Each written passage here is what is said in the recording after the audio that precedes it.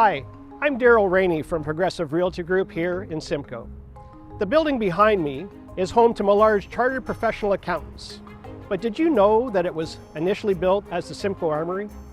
Throughout its nearly 90-year history as an armory, it was an important community building. It was a place to recruit cadets, train troops, and host community events. My great-grandfather, Herman Sewell, and his orchestra even played an event here in the 1930s. In this episode of Building History, our pal Josh from the Norfolk County Archives shares some of the history of one of Simcoe's grand old buildings.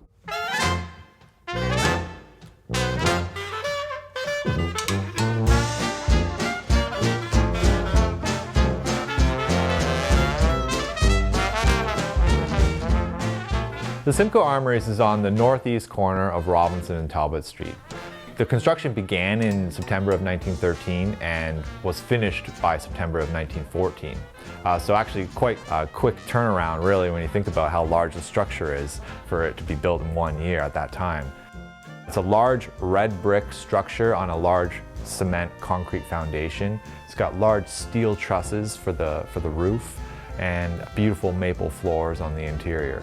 There's 3 rooms upstairs, which were for the officers' quarters and recreation spaces. And then in the basement, there's a 75-foot shooting gallery, actually. The shooting range, as far as we know, was used right up until the 1970s. Then they realized their bullets were too powerful for the steel plate, so they had to stop using it by 1973. Yeah, the Simcoe Armoury building was a really important building for Norfolk County. Previously there was no armory, they just simply used flimsy drill shed, and they used that for nearly 50 years before the armory was actually constructed. So it had a really important presence. The armory cost $35,000 to construct, which the military at the time said was the best structure built for the money. And you know, there was a real movement from around 1896 all the way until about 1918 to build armories. Over 100 armories were built all over Canada, and so some of those were in Brantford, another one was built in Hamilton, and so Simcoe finally got their armory by 1914.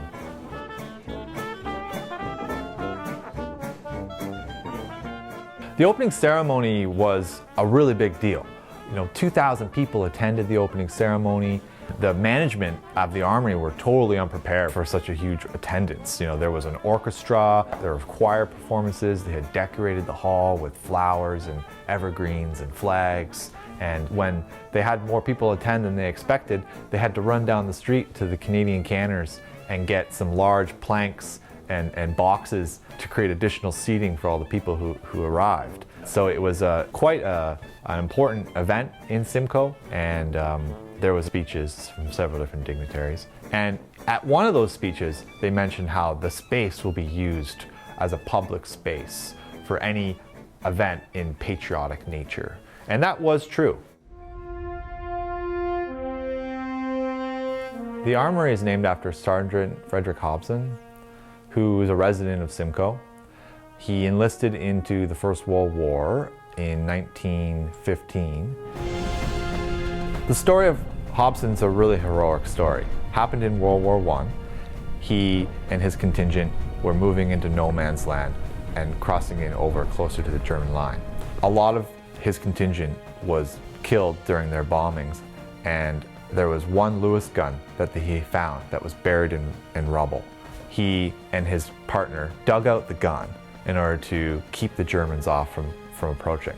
What happened though was the gun got jammed, and so in order for his partner to fix the gun, Hobson ran out into the line of fire to keep the Germans back while his partner fixed the Lewis gun. And he ultimately did fix the Lewis gun, but Hobson died in his efforts. He was awarded the Victoria Cross for his brave efforts during his last final moments. He's believed to be the only Norfolk County resident that has been awarded the Victoria Cross. Well, there was one dramatic event where there was a fire upstairs in 1947, likely caused by a cigarette. So that's about it. There was a lot of World War I and World War II memorabilia that were lost in that fire. So during both World Wars and the Korean War, it was used as an active military base. Then it was later used as training, recruitment, and a community space for other types of events. During the First World War, it was the home of Norfolk's own 133rd Battalion. The building was used during the Second World War by the 41st and 42nd Batteries, Royal Canadian Artillery. From 1970 to 2002, it housed the 56th Field Regiment and the 69th Field Battery and the 2853 Royal Canadian Cadet Corps. So in the early 2000s, it was determined that the armories needed to move locations. They needed more space, they needed a more modern facility, and so eventually it was decided in 2001 to build a brand new facility on Grigg Drive. That building was finalized in 2002, and so in June 2002, there was a large celebration, a large parade, where the local regiment, along with the Legion and the cadets, all marched to their new location on Grigg Drive. The new armory adopted the old armory's designation as the Sergeant Fredrick Hobson VC Armory. So the name continued with the new facility, and as well, during that large ceremony, they took the Victoria Cross that was at the original armory and moved it over to the new building. Today, the old Simcoe Armories building is the home of Millards accounting firm and was sold to them in 2003. I think what drew us to the building definitely was the historical significance and the ties to the community. You know, generations of men and women came through these doors to fight world wars or to train as cadets or reservists, so that was a big draw.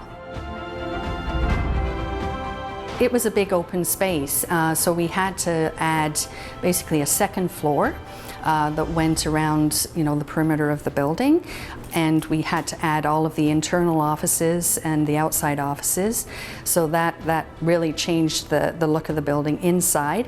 What we tried to preserve were the windows, beautiful shapes to the windows. Well, we had to get new glass and framing, but the shape of the windows reflects what would have been originally built here. Millards is an accounting firm that's been in this area since the 1940s, and we've been ever expanding. We take care of a lot of farming clients, small businesses, big corporations, and we service quite a variety of businesses that we take care of. In a time when many businesses choose to build new instead of restoring old, it's refreshing to see businesses like Millards commit to preserving a building like the old Simcoe Armory. The work they put into their Simcoe office will ensure that an important part of Simcoe's history is never lost. If you're looking to move in and around the Simcoe area, be sure to contact us at progressiverealtygroup.ca, your hometown realtor.